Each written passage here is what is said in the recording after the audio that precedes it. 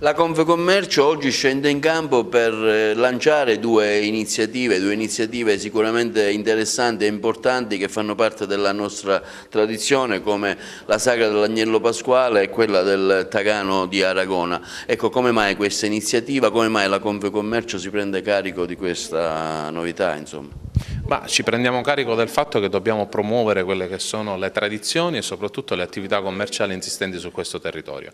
La provincia di Agrigento sappiamo che vive un periodo di grande difficoltà appunto delle imprese, il fatto di provare a promuovere i prodotti tipici, quindi realizzati all'interno di territorio di Aragona come il Tagano, quindi prodotto tipico proprio della tradizione pasquale, unitamente alla Sagra dell'Agnello Pasquale, quindi un altro prodotto tipico appunto di Favara, ci aiuta sicuramente innanzitutto organizzando materialmente delle degustazioni su questi due territori, ci aiuta uno a promuovere appunto i prodotti locali e due a provare a mettere in rete, a provare a fare una filiera della gastronomia classica, della gastronomia della tradizione del nostro territorio. Quindi Confcommercio, al di là della sua mission, che è appunto quella di tutela delle imprese, di sindacato delle imprese, prova con queste due attività a creare una rete utile a tutte le imprese del territorio.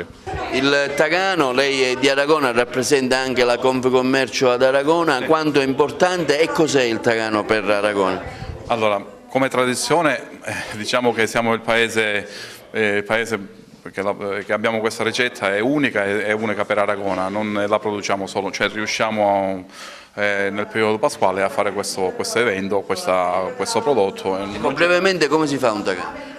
Diciamo un Tagano per gli aragonesi è una cosa semplicissima, in quanto già da piccoli contribuiamo alla realizzazione del Tagano, ce lo tramandiamo da generazione a generazione, dai genitori ai figli, dai nonni alle mamme. Allora io prendo come attività, propongo una ricetta che diciamo l'ho vista realizzare a mia mamma, che l'aveva vista realizzare dai suoi genitori, giustamente. Credo che la Sagra dell'Agnello Pasquale per Favara è un evento importantissimo, si ripete da 20 anni, siamo alla ventunesima Sagra. Il Comune e la Proloco anno dopo anno hanno cercato di organizzare e sponsorizzare questa sagra. Quest'anno noi abbiamo deciso di scendere in campo accanto agli artigiani e agli imprenditori di questo prodotto, perché noi sosteniamo sì che è giusto che l'amministrazione e la Proloco siano gli artefici dell'organizzazione, ma i veri partecipanti di questa attività sono le attività imprenditoriali.